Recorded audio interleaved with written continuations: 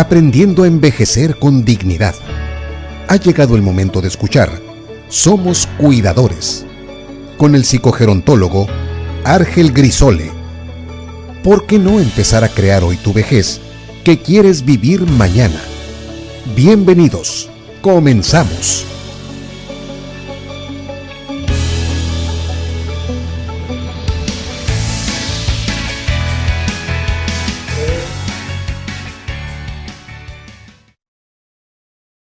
Hola, ¿qué tal? Muy buenas tardes tengan todos ustedes y les damos la más cordial bienvenida a tu programa Somos Cuidadores. Y el día de hoy, la verdad, tenemos un programa muy interesante, un programa donde vamos a ver una historia de vida, donde vamos a conocer un personaje, un gran maestro, un gran amigo, y la verdad que aparte que es psicólogo, es tanatólogo, pues también es un gran cuidador. Y la verdad, le quiero dar la más cordial bienvenida a mi buen amigo Roberto Larios. Bienvenido. Gracias, buenas noches, me da mucho gusto estar aquí con ustedes. Un placer poder compartir un poquito de mi experiencia en la relación al cuidador.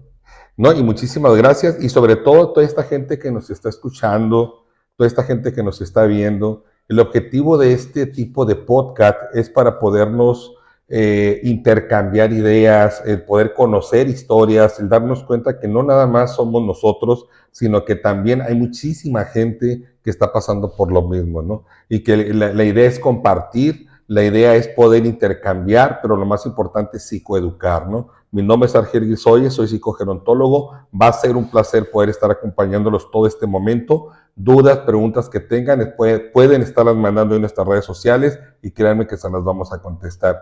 Y bueno, mi gran amigo, inicio con la primera pregunta del millón. Tu profesión, ¿a qué te dedicas? Bueno, soy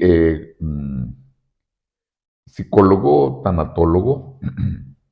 Mi actividad en este momento, pues está compartida, Okay. ¿verdad? Porque, pues además de mi profesión, soy cuidador, ¿verdad? Yo cuido a mi esposa, soy el cuidador principal. Tengo que me apoye, pero prácticamente esa es mi actividad prioritaria, el cuidado de mi esposa. ¿Qué te motivó, amigo, ser cuidador de tu esposa? Bueno, de inicio, pues el cómo se dio o cómo empezó su proceso de su enfermedad. Al principio pensé que era algún problema psicológico o psiquiátrico, pero ya entrando con los especialistas, pues el diagnóstico final fue pues una variable de la demencia frontotemporal, que es la enfermedad de Pick. Ok. Y derivado de esto, pues empezó mi proceso pues cuidarla, sobre todo por la pérdida de sus facultades, las cuales la ponían en riesgo. Y me empecé a dedicar a ella para sus cuidados. Y finalmente, pues después de 20... Convirtiéndote como el cuidador primario. El cuidador primario, así es. Al principio estaba yo solo con ella, Okay. ¿verdad? En el cuidado, me acompañaba a mi trabajo, yo viajaba para San Quintín. Entonces me acompañaba, me la llevaba, pues para estar al pendiente de ella. Pero llegó un momento, pues el que ya no había la facilidad de estar dedicado a ella totalmente, porque, como decía, sus facultades empezaron a aumentar y por lo tanto había que buscar apoyo, ayuda con otras personas para compartir ese tiempo, mi trabajo y el cuidado de ella. ¿Cuáles han sido esos desafíos más significativos que has experimentado durante estos 25 años que tienes cuidándola? Desafíos. Pues el principal desafío es cómo organizarme para poderle dedicar el tiempo a mi actividad de trabajo y la actividad del cuidado de ella sin que compitiera una cosa con la otra, sino que pues el trabajo requería pues de mi atención, pero también ella requería de mi atención y empezara a equilibrar esa actividad, pues no fue un proceso fácil, pero ahí es donde inició mi caminar junto con ella en este proceso de su enfermedad. Que ha sido un proceso de evolución como cuidador, el irte adaptando de acuerdo a las necesidades y esos cambios que ha venido presentando, me imagino. Claro, como te decía al principio, pues yo me encargaba de cuidarla, pero llegó un momento en el cual pues ya no era posible que yo solo lo hiciera, requería de apoyo, porque su enfermedad pues fue su deterioro de salud. No me gusta decir enfermedad, te quiero ser franco. Me di cuenta que si yo mentalmente hablo de un deterioro de su salud, es distinto hablar de una enfermedad. Eso me Ok. ayuda a procesarlo mentalmente, verla como una persona sana con un proceso de deterioro de su salud.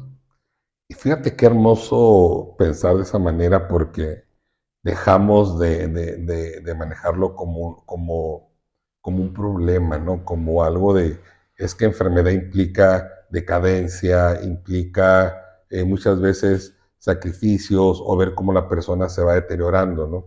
Y la forma en que tú lo ves es una manera de decir, híjole, pues estamos viviendo un proceso que son situaciones que van evolucionando, pero no lo veo como una enfermedad, sino lo veo como la oportunidad de qué puedo yo aportar para mejorar y brindar una mejor calidad de vida, eso es lo que te entiendo. Sí, sí, así es. Y mi querido amigo Roberto Larios, ¿cómo ha sido la relación familiar, la dinámica? ¿Cómo sucede el diagnóstico? ¿Te entregas como cuidador primario? ¿Y qué pasa con la familia? ¿Tus hijos, tu entorno? ¿Qué viene después de todo esto? Mira, esto es una pregunta muy interesante porque veo que es una situación muy común. Cuando llega este tipo de eventos a la familia, para cual no estamos preparados, Nadie. nos llega como un balde de agua fría, ¿verdad? Como un golpe así de box que te dan en la pura cara y nos dejan tambaleando. En el momento en el que el diagnóstico ya es muy claro respecto a su salud, al deterioro de su salud, que es una enfermedad irreversible, y platicarlo con la familia, principalmente con nuestros hijos, pues ha sido un proceso muy difícil porque pues ellos son adultos, tienen sus vidas hechas, tienen su familia. No, tenemos 3 hijos, 2 de ellos no viven aquí en Ensenada. Entonces, el involucrarse en esto generó o ha generado una ansiedad en, Hacia tu persona, en los tres, en los tres. perdón, en los 3 hijos y en mí, ¿Por ¿verdad? qué? Primero porque en el caso de mío, me gustaría tener más apoyo, me gustaría tener más contacto con ellos. Sin embargo, la realidad es otra. Mi hijo, el mayor, vive aquí en Ensenada y entonces el contacto con él es más frecuente por la cercanía física. En el caso de los otros dos que viven fuera de la ciudad, entonces es más difícil para ellos estar presentes más tiempo y eso les genera ansiedad a ellos también, Ok. ¿verdad? Es decir, pues, papá, quisiera, pero pues el trabajo, los horarios, los hijos. Afortunadamente, ha habido una respuesta de apoyo al 100 en cuanto a la seguridad de que si en un momento dado yo necesito un apoyo más directo, más, ¿cómo me explico? Donde ellos tengan que hacer cargo de la situación, me lo han externado, cuenta con nosotros. Cuando sucedió una situación que tuviste de condición de salud, ahí fue donde te respondieron algunos de tus hijos, ¿no? Sí, porque en este proceso pues hay muchos eventos que no están pues planeados tampoco. Me he caído 3 veces, las 2 primeras veces con ella tratando de protegerla. Al momento de caer, pues me puse yo para que cayera sobre mí, para que no se lastimara, pero esto me provocó problemas con mi columna vertebral porque hubo caídas muy aparatosas. Esto también pues me implica me pone en contacto con el cuidado que debo tener respecto a mi persona y las precauciones que deba tomar. Entonces, y aquí viene una pregunta muy interesante a conexión a esto, ¿no?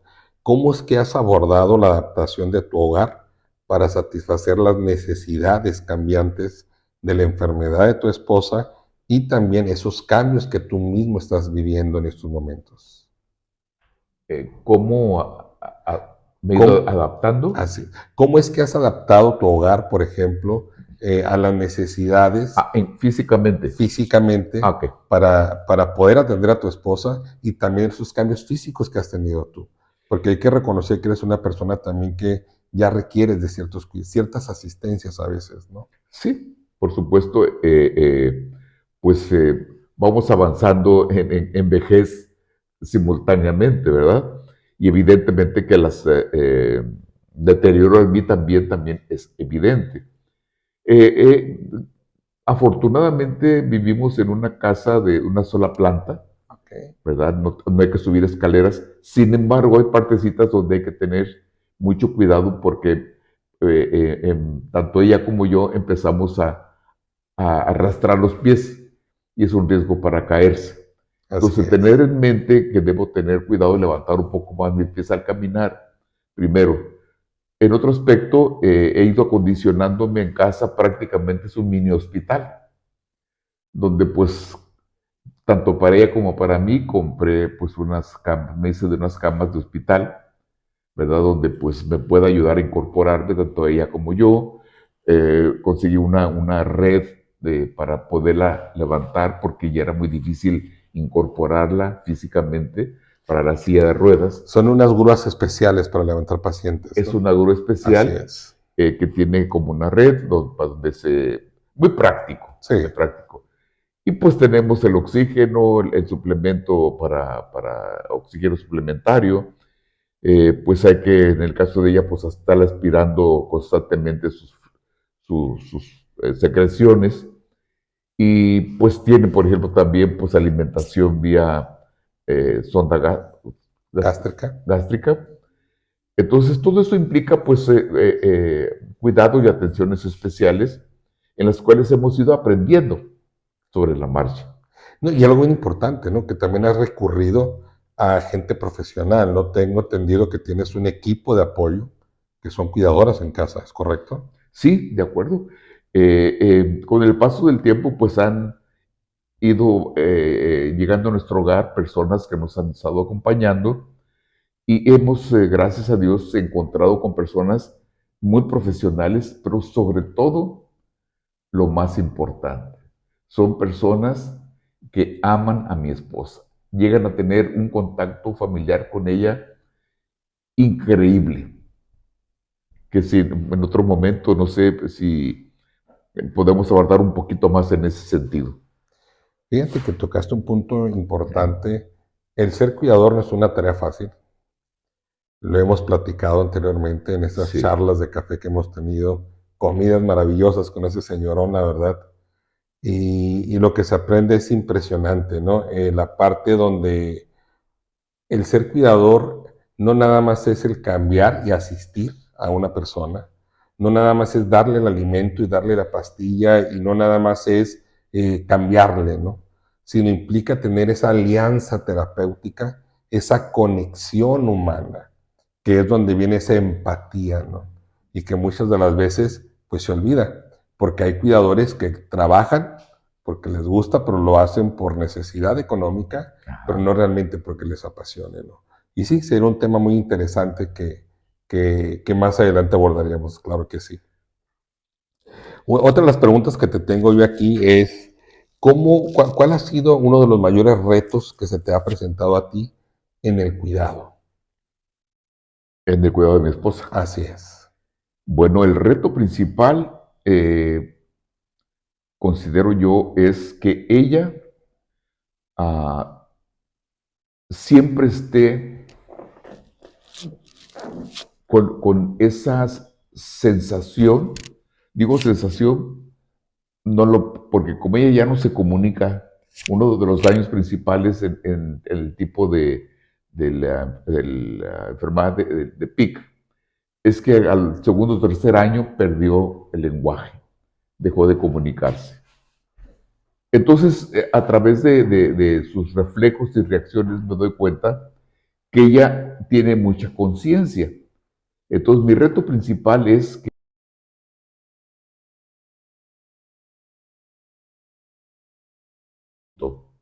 ni estamos hablando de algo que está ahí, sino es una persona con sentimientos, sensibilidades, con emociones que no puede manifestar, pero que a través de sus reacciones físicas, faciales, o algún quejidito o algún pujidito nos indica Que algo está que pasando. está pasando y que entendió o que le gustó o le disgustó. Así es. Fíjate que ahorita escuchándote, yo recuerdo una historia. Yo le llamo la Bella Durmiente. Era una persona que estaba en coma, a mí me tocó cuidarla por 7 años. Y la familia me decía, ¿por qué ella siempre está tan guapa, siempre está maquillada, siempre está como si estuviera dormidita, ¿no? Yo le decía, es que yo la conocía a ella y era una mujer guapa, era una mujer elegante, y no por eso voy a dejarla en una condición de que ya no la voy a cuidar o ya no la voy a maquillar, ¿no? Y siendo yo hombre, porque muchas veces, bueno, ¿cómo tú como hombre puedes maquillarla? Bueno, pues yo aprendí, le dije a la enfermera cómo me enseñara y lo hice, ¿no? Y la familia siempre me decía, siempre está muy guapa mi mamá, ¿no? Y algo bien importante, fíjate, el dejar que la persona no pierda esa entidad humana de deshumanizar el cuidado. Ahí es lo más importante, Roberto, que es lo que acabas de decir. O sea, que tengamos ese ojo clínico, esa parte que le digo yo a los cuidadores, es ir más allá. O sea, yo sé que la persona no sabe lo que expresar, pero yo puedo ver el dolor en el rostro. Yo sé que la persona... ¿Y cuántos comentarios no hemos escuchado de que al cabo no, ni cuenta se da, hay que revolvérselo, no pasa nada? No, sí pasa, porque desde ahí estamos normalizando ya un tipo de abuso y es un mal tipo de maltrato, ¿eh? Que también vamos a tener un programa más adelante de eso, ¿no? Entonces, qué interesante que hayas tenido la oportunidad de armar un equipo, porque me ha tocado escucharte que ha sido ya por años que lo has venido armando. No ha sido fácil también, ¿no? No. Es un en la habilidad. Sí, Y afortunadamente en ese sentido yo le doy gracias a Dios porque pues es a Él el que ha puesto esas personas en nuestro camino. Y si yo se los digo a ellas, son ustedes unos ángeles, porque yo me duermo o me levanto o salgo a alguna actividad y me voy confiado en que estas personas están cuidándolas como si yo los estuviera cuidando. ok, así es. Porque yo recuerdo a unos cuidadores que me decían, es que, ¿cómo sabes tú que no hago yo mi trabajo? Es muy sencillo, Leo. Desde el darme cuenta un punto de presión, hasta el darme cuenta si la piel no está hidratada, hasta el darme cuenta simplemente los labios de un paciente. Yo me di cuenta si comió, si se hidrató o si esa persona tuvo movimiento de cambio postural, ¿no? Mucha gente no lo sabe, pero yo cumplí ya 23 años como cuidador. Sí. Y la verdad, uno de los retos más grandes que yo he tenido también como empresario en el rubro de las residencias geriátricas es poder encontrar gente que le guste, gente que le apasione. Hay mucha gente que trabaja, Sí, pero por lo económico, pero sí, no porque le guste esa parte, ¿no? Y yo siempre he dicho que el secreto está, Roberto, en la parte donde cuando haces lo que te gusta y ese don, porque es un don ser cuidador. claro, Hay que claro. tener empatía, hay que tener escucha activa, hay que tener capacidad de reacción, hay que tener también esa capacidad de reflexibilidad, como decías tú, el poder ver cuál es la necesidad que tiene ese paciente, porque él no me lo va a decir. Entonces yo No, tengo que aprender a conocer a mi paciente, ¿no? Y es esa parte, esa conexión emocional, ¿no? Y hablando de conexión emocionales, ¿cómo has manejado tú o cómo has mantenido esa conexión emocional con tu esposa, esa parte afectiva que a pesar de todas estas limitaciones que han sido impuestas por esta misma condición del deterioro cognitivo, por la enfermedad del PIC, ¿no? Recuerdo. Ajá. ¿Cómo te ha ido en esa parte? Es un trabajo de todos los días. Desde que me levanto, lo primero que hago, me acerco a ella, la saludo y le digo, mi amor, buenos días, ¿cómo amaneciste? Qué linda amaneciste. Le doy un beso, hago una oración con ella y pues ya empieza mi actividad. Eso mismo hago a mediodía y hago en la noche. Me acerco con ella. Alguien me decía, eh, es una forma, lo que tú ves en ella es una forma como de retenerla de alguna manera emocionalmente. Porque muchas personas me dijeron, son muchos años, Roberto, ella ya está muy deteriorada, ya Ella no sabe, suéltala. ella no entiende, Ella ella no no sabe, escucha, sí, ella no siente, ¿no? exacto. Yo digo, por ejemplo, si tú me dices, salúdame a Gracielita, dile que le mando un abrazo y un beso, Yo llego y sé le que vas a digo, se lo das. estuve con Sí. Argel y me dijo que te mando un abrazo y un beso. Y me acerco y la abrazo y se lo doy el beso y el abrazo. Y ella hace una expresión de aceptación en la cual me doy cuenta que en la medida de sus posibilidades trata de procesar lo que le estoy diciendo.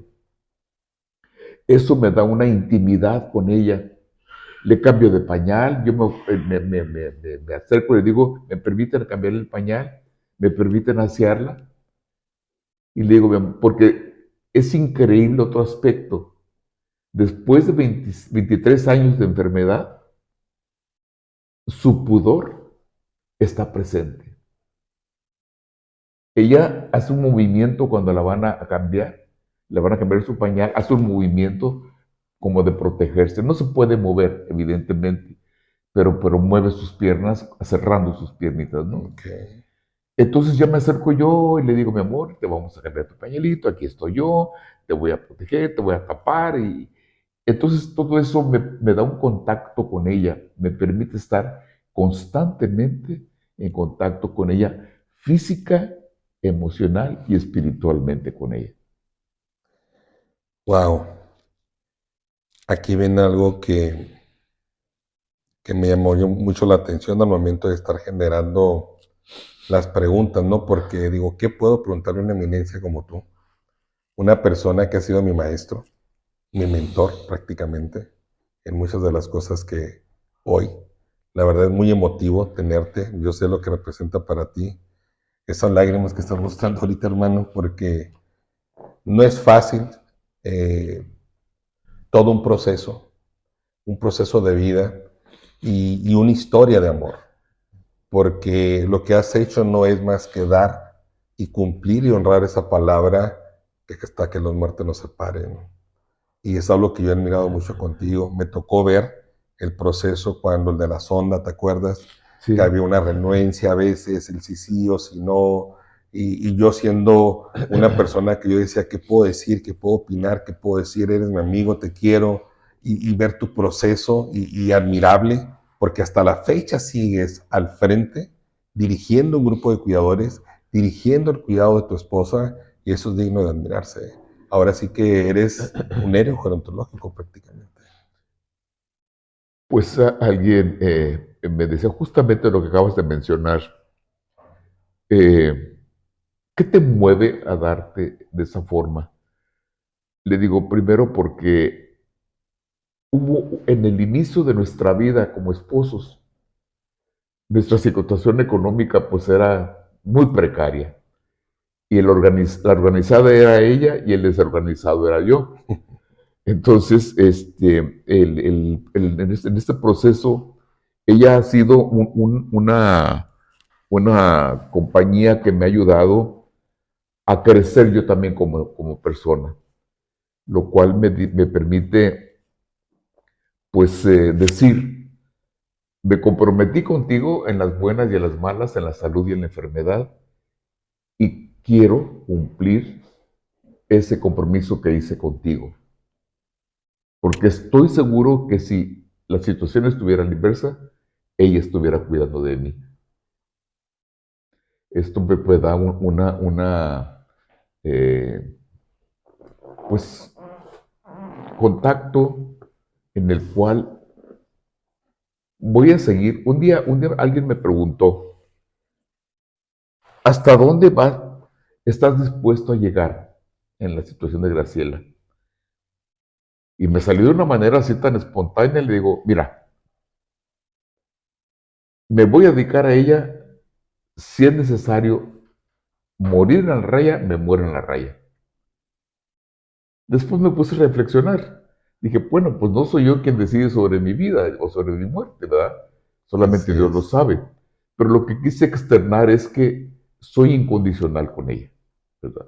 Porque se lo merece, porque la amo, ¿verdad? Porque es la persona más importante en mi vida, ¿verdad? Aún sobre nuestros hijos, porque gracias a ella están nuestros hijos. Entonces, antes que ellos estuvo ella y ha sido mi compañía, la esposa, madre de nuestros hijos y una mujer excepcional. Recuerdo cuando me platicabas, cuando recién te conocí, cuál era tu origen, ¿no? Que venías desde abajo y cómo me decías, esta mujer que estuvo a mi lado fue la que me ayudó, la que me controló. Yo no sabía cómo le hacía Argel, yo nomás proveía, iba, salía y trabajaba y ella estuvo contigo siempre en todos tus buenos momentos, ¿no? Y en los malos momentos también, como lo mencionabas tú. ¿Y a qué viene a esto? Porque creo yo que es importante que algo que yo admiro mucho de ti es que tú te preparaste tanto psicológicamente, emocionalmente y financieramente. ¿Qué consejo le darías tú a las personas jóvenes, no tan jóvenes? Porque tú tienes el privilegio ahorita de poderle dar esa vida y esa calidad de vida a tu esposa gracias a las decisiones que tomaste de joven. No sabíamos que iba a pasar esto. No sabíamos de ninguna enfermedad. Alguien me dijo, Roberto, si cuando tú le pediste a Graciela que se casara contigo y ella lo aceptó, se hubiera acercado a alguien y te hubiera dicho, Roberto, antes de tomar la decisión te quiero decir que Graciela a los 52 años va a sufrir un deterioro en su salud irreversible y jamás va a volver a ser la misma. ¿Te hubieras casado con ella? Y en ese momento dije, sí. Porque en ese momento no lo pensaba. Jamás me imaginaba lo que iba a suceder. Por supuesto que jamás me imaginé esta situación. Sin embargo, pues tú lo acabas de mencionar, ese acompañamiento y en cuanto a las personas que mantienen una relación de pareja, es importante visualizarse a futuro, sobre todo cuando queremos construir una relación en la cual vamos a acompañarnos en las buenas y en las malas. Esa parte de empezar a prever. Ella me decía, si ganas un peso, ahora, aunque sea 10 centavos, ahórralos. Y gracias a ella, a su organización, siempre fue una mujer muy, muy, muy organizada. Gracias a ella aprendí a ahorrar, ahorrar, ahorrar. El otro día estuvieron unas personas en mi casa que conocí hace 35 años y nos tomamos una fotografía ayer en la sala de la casa. Y le dije, ay, tengo una foto ahí, ¿te acuerdas que aquella vez que estuvimos aquí, saqué la fotografía y se las mostré? Y me dice una persona, oye Roberto, estos sillones son los mismos de hace 35 años. Son los mismos, le digo. Y bien macizos. Y no se te antoja cambiarlo, le digo, pues estás sentado en ellos. ¿Dónde está el problema? Así es. ¿Verdad? El tener la conciencia de, ahorita el mundo nos ofrece estarnos, gastar, gastar, gastar.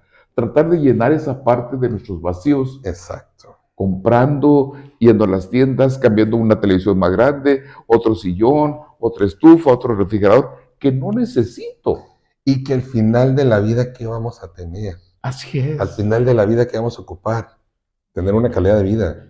Y no nos va a dar un televisor, no nos va a dar las cosas materiales. Así es. Y esa escuela la aprendí de ti. Así es. Y pues Continúa, me decías. es otra cosa que agradezco a mi esposa y independientemente de ello, pues como reafirmo, estoy con ella porque la amo, porque es lo más importante para mí. Muy emotivo escucharte. La verdad que tengo ese privilegio de ser, que me hayas permitido ser tu amigo. Y tengo otra pregunta. ¿Cómo has lidiado en esta parte emocional, pero ese desgaste? Porque hay un desgaste. Hay situaciones que a veces dices que ya no puedo, tengo que parar. ¿Te has visto en esta necesidad? Y si lo has hecho, ¿qué estrategias has utilizado? Porque es cansado. Sí, Ergel, es una pregunta que encierra, creo que, lo medular de esto que está sucediendo. Quiero ser muy franco, muy honesto, muy abierto.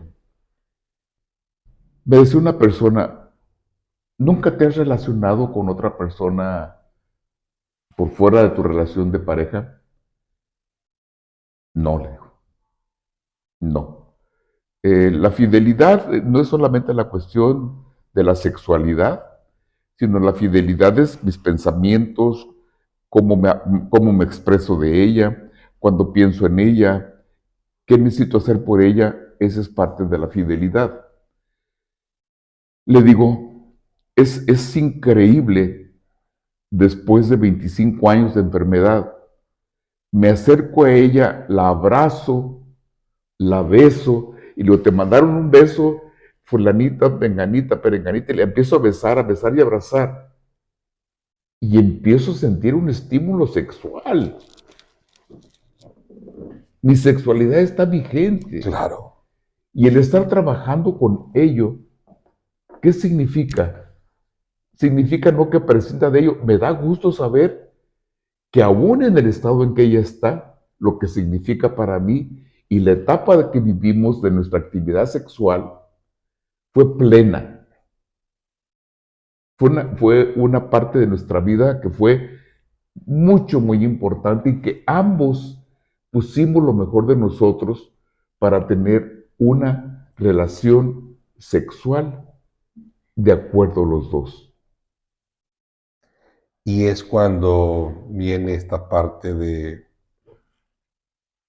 que deja de ser enamoramiento y empieza ese pacto de amigos, de compañeros, de socios, de estar en las buenas, en las malas, porque es cierto, son etapas y no nada más es la parte física, no nada más es la parte sexual, sino la parte intelectual, la parte de la personalidad de la persona, la esencia misma nada más, ¿no?, de la persona.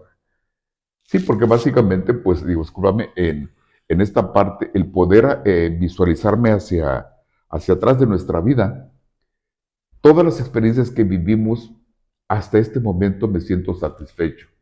Pasamos momentos de crisis donde el divorcio estaba tocándonos la puerta. Así muy brevemente, vivíamos en Sonora, de aquí me cambiaron a Sonora. Entre tantos conflictos que traíamos, se venía a pasar el verano acá porque hace mucho calor. Y recuerdo que andábamos en crisis total. Y cuando nos despedimos ahí en el aeropuerto, porque ya se iba con nuestros hijos, se venía ella, me dijo, Roberto, ya no voy a regresar. Allá te voy a estar esperando en Ensenada todos los días de mi vida. Porque no nos poníamos de acuerdo, ¿verdad? Yo le decía, yo quiero trabajar, quiero generar. Y ella me decía, te necesitamos a ti, no te vemos. No convives con nosotros, no convives con los niños. Pero yo decía, pues mi mundo es este, producir. ¿Para qué? Para darles Para lo que darles. tienen hoy. Pero como decía, te necesitamos a ti. Sí, nos olvidamos esa parte. Exacto. Trabajamos tanto en nosotros, en producir y producir, y a veces Se dejamos nos ir va la lo que más vida queremos. Sí. y dejamos ir. Y concluyo, en ese momento se fue y me quedé en el aeropuerto impactado. ¿Qué hago? Me regresé, me fui a la empresa donde trabajaba, hablé con el gerente y le digo, vengo a renunciar. Wow. Eso fue el proceso. Entonces, ¿qué es más importante? La familia, la estabilidad de la familia. Lo demás, en cuanto más estemos en armonía, producimos más y nos satisface más lo poquito o lo regular que ganemos. Y algo bien importante que la gente pudiera a lo mejor captó en este momento, ¿no? Toda pareja, toda relación tiene altas y bajas. Sí. Y es ahí donde se demuestra ese compromiso, esa lealtad, esa fidelidad, pero sobre todo replantearnos qué es lo que queremos, ¿no? Porque son personas que están a nuestro lado y que nos van a acompañar. Yo siempre he dicho que la vida es un viaje que vas en un tren y vas a ir conociendo personas, va a haber quiénes se van a seguir contigo y quiénes se van a bajar y hay que saber en dónde se van a bajar y cómo vamos a continuar, ¿no? El aprender a vivir con o sin para no generar una codependencia. En tu caso fue una historia de amor. Cuando te escucho yo recuerdo mucho la película de El diario de una pasión. Véanla para las personas, búscanla, está en YouTube. Es una historia muy bonita. Es una persona que va y mete a su ser querido a una residencia geriátrica y una enfermera le dice, ¿por qué, ¿por qué viene usted a verla todos los días si sabe que ella para usted no lo conoce? Y él le responde a ella, ella es mi mujer, yo ella la amo, ella no sabe,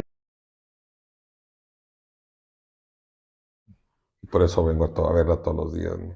Entonces, híjole, pues qué interesante tu historia. Otra de las preguntas que tengo yo aquí para ti, ¿cuál ha sido tu mayor fuente de gratificación o recompensa en este papel que has tenido al cuidar a tu esposa? Son algunos aspectos que me gustaría uno de ellos mencionar.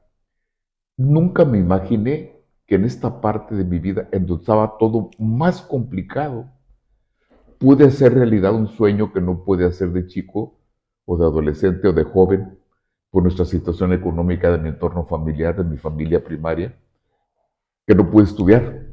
Ok, Terminé hasta la secundaria, pero siempre anhelé entrar a la universidad, me soñaba en la universidad. Y en este momento de crisis de mi esposa, en lo máximo, el límite de su enfermedad, pude hacer realidad ese sueño. Hice mi licenciatura y la maestría hace 5 años, hacia los 67 años. terminaste a los 67 Sí. años. Y esto también es para darnos cuenta que nunca es tarde para emprender, nunca es tarde para poder lograr los sueños, ¿no? Yo una vez escuché a una persona, no recuerdo, que decía, yo he visto gente vieja, con pensamientos de adultos mayores, con jóvenes de 15 años pensando de 60, jóvenes de 20 años pensando de 55, 60 años. ¿Por qué? Porque no hay proyectos, muchas de las veces. Eh, yo, la verdad, lo que quiero compartirte en este momento es un reconocimiento público, porque no es fácil entregar un tercio de tu vida a una persona. Las etapas que has vivido con tus hijos, ya decías esa parte, ese apoyo emocional, ¿no? Que de hecho eso viene a esta pregunta. ¿Qué estrategias has utilizado tú para poder mitigar esos bajones que tienes a veces, esos momentos de soledad que a veces pueden llegar, esos momentos de tristeza? ¿Qué le puedes decir a todas esas personas que nos están escuchando y que se encuentran en esa situación en que estabas tú? Mira, es algo muy personal y lo quiero compartir. Soy una persona creyente. Para mí, mi fuente de fortaleza y de vida es Dios. Creo en Dios, creo en un ser supremo y he aprendido a poner en sus manos mis limitaciones y las cosas que no están en mis manos. Tuve crisis de ansiedad, muy hospitalizado con medicamentos psiquiátricos, porque no podía eh, manejar o lidiar con ese estado de soledad, de miedo, de angustia, preocupación, todos los sentimientos y emociones derivados de lo que está pasando. Y gracias a Dios tuve la oportunidad pues, platicar con personas allegadas a la iglesia, sacerdotes en este caso, y mi psicólogo. Para mí ha sido muy importante el aspecto psicológico y el aspecto espiritual. El apoyo psicológico, tengo pues casi 15 años que estoy con mi psicólogo. Ha ido cambiando, ¿verdad? De acuerdo a las circunstancias, pero no he descuidado ese apoyo psicológico. Mi El ir a terapia sanar. es muy importante, ¿verdad? Porque me ayudan a ver, el aspecto espiritual es básico, pero aquí a nivel mundano, pues es donde tengo que resolver. Y ahí es donde viene el apoyo psicológico, que lo he buscado y no lo he soltado.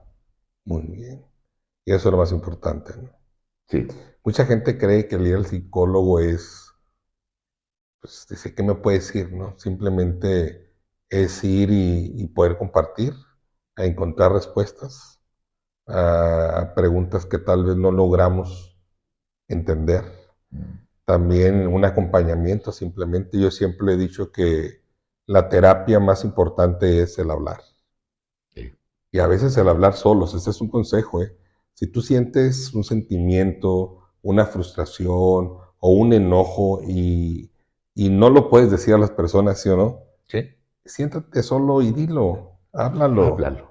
exprésalo y se libera. Y ya cuando miras a la persona, ya no lo dices de la misma manera. Porque a veces hablamos desde el enojo, Ajá. hablamos desde la frustración Sí. y todo eso lastima muchas de las veces, ¿no? Sí. Entonces, ese es un tips que les damos, ¿no? De psicólogos a la gente que nos está viendo. Otra pregunta que tengo aquí también es, ¿cómo te has anticipado y cómo has gestionado todas estas decisiones de cuestión económica, de cuestión de tu equipo de trabajo? Porque fuiste un empresario exitoso. Bueno, mira, Eres un empresario exitoso.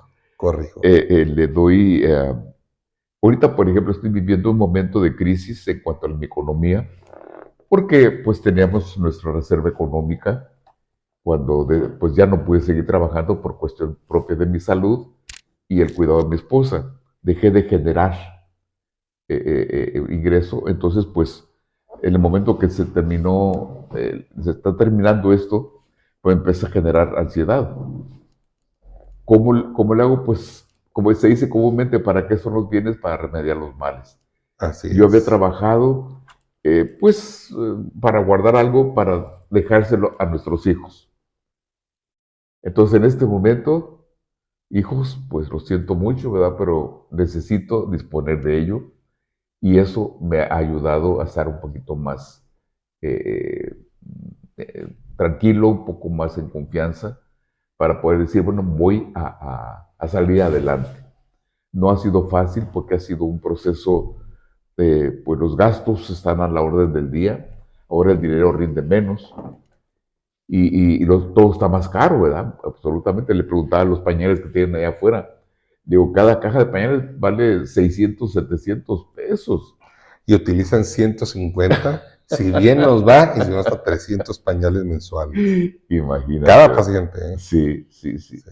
Entonces, todo esto es parte del proceso que vamos viviendo en cuanto a la economía y nos adaptando. Y evidentemente que pues ahorrando lo poquito, evitar gastos, volvemos a lo mismo, gastos superfluos, que pues sí nos llama la atención. Yo tengo ganas de comprar una televisión grandota porque ya no veo bien. Entonces, el otro día fui a un restaurante y me quedé impactado con una pantalla, no sé cuántas pulgadas sea, impresionantemente bonita, pero le pregunté cuánto le costó, me dijo que le costó como 50,000 pesos. Dije, no, pues me quedo con mi televisioncita. Digo, Hay me voy a- prioridades. me voy a acercar más Sí. para ver más de cerca. Así es. Mira, aquí una pregunta que me mandó una persona que te quiere mucho. Es esta Dulce María Gutiérrez, psicóloga, que por aquí le mandamos un saludo. Un saludo, Dice, sí. qué lección de vida te quedas, querida amiga? Qué lección de vida. Pues vine a este mundo para servir a los demás. Primero yo, ¿verdad? Cuidarme, atenderme, mi salud, mi alimentación, mi cuerpo, mi mente, pero para darme a los demás. Me doy cuenta, iniciando con mi esposa, nunca me imaginé que pudiera tener esa capacidad de darme. Entonces hoy veo, por ejemplo, hace un momento aquí abajo en la recepción, un paciente tuvo un intercambio con un familiar, los escuché y me dejaron, disculpa, era mamá que está aquí en este lugar y su hijo, y la saludó, la abrazó, la besó, le dijo, mami, qué hermosa estás. Y empezó a platicarle cómo preparaba el mole, qué tipo de chile le ponía para que estuviera colorado. Y la señora, pues tratando de recordar que le ponía, y le dice, ¿te parece si hacemos una oración? Y empezó a orar con ella. Y le dice, ahora te voy a tomar una fotografía porque me está pidiendo fulanito manganita que le mande una foto tuya. Le dice, a ver, sonriendo. No, pero sonriendo, mami, le dice, estás muy seria. ¿Qué van a decir que estás enojada? Y la señora medio se sonrió y ya le tomó. Fue una entrevista que yo estaba a 1 metro de ellos. Estaba que no podía contenerme. De la emoción. Eso es lo que la lección de vida, es la lección o lo que me deja esto de ver a mi entorno, que hay personas con un corazón enorme y estoy llamado a imitarlos. Hay mucho daño, mucho mal, hay muchas cosas negativas que pues ahí están. Yo decido si las tomo o las dejo o por qué decido como en un platillo en la mesa. ¿Por cuál me decido? Entonces yo creo que esa es la principal enseñanza que me queda, la lección de vida. Vine aquí, a este mundo, para servir a los demás. ¿Qué consejo le darías a todas esas personas que están pasando por una situación como la tuya? Pues primero, amarse a sí mismos. No podemos amar a los demás si no nos amamos nosotros mismos, Así es. ¿verdad? Lo que yo pueda dar a los demás depende de la calidad de cómo me vea yo a mí mismo, ¿no? Entonces, esta parte gracias, de qué hacer, el poder dar la calidad, decía hace un momento, la calidad del amor, del servicio, de la generosidad, va en relación a cómo me veo yo, ¿verdad? Entonces, hacer una evaluación, una introspección y decirnos, ¿en dónde estoy yo? ¿En qué posición estoy? Decía hace poco un conferencista que hablaba del término sosiego. ¿Qué es el sosiego, verdad? Es poner un momento mi mente en blanco Sí. y decir, ¿quién soy yo? Meditación. Y hago a un lado todos la licuadora que traigo prendida constantemente, que no sé en qué va a terminar ese licuado, Sí. porque son tantas cosas que tengo en la mente. Apagar la licuadora y empezar a ver dónde estoy, quién soy yo, y darme esa paz y esa tranquilidad para empezar a dar a los demás. Muchas gracias, Roberto. La verdad que es una historia que conmueve, una historia que la verdad nos deja un gran aprendizaje. El entender que cuidar a tu esposa durante muchos años ha sido una tarea de altas y bajas, el darte cuenta que ha habido estabilidades o inestabilidades emocionales también, y cómo las has afrontado, ¿no? El tener esos recursos y esas habilidades, porque aparte la vida te bendijo siendo psicólogo, aparte tanatólogo, sin embargo no dejamos de ser humanos. El verte esas lágrimas de amor, porque son de amor hacia tu esposa, la verdad es algo que me conmueve mucho porque sé el tipo de persona que eres. Yo siempre le digo a las personas, si van a ir con un tanatólogo, vayan con mi buen amigo Roberto. Si quieren saber mucho de cuidados del adulto mayor, vayan con mi buen amigo Roberto. ¿Por qué? Porque es un maestro, ¿no? Gracias. También una de las cosas que quiero compartirles a todos ustedes, con este testimonio que hemos tenido el día de hoy, el dejar muy en claro que hay que poder y hay que luchar por mantener estos seres queridos, ya sea nuestra madre, ya sea nuestra pareja, lo más que podamos en sus domicilios.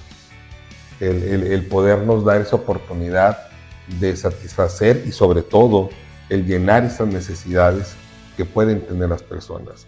Y que nos quede claro que no nada más es cambiar un pañal, no nada más es dar un alimento, y no nada más es bañar, sino es el hola, ¿cómo estás?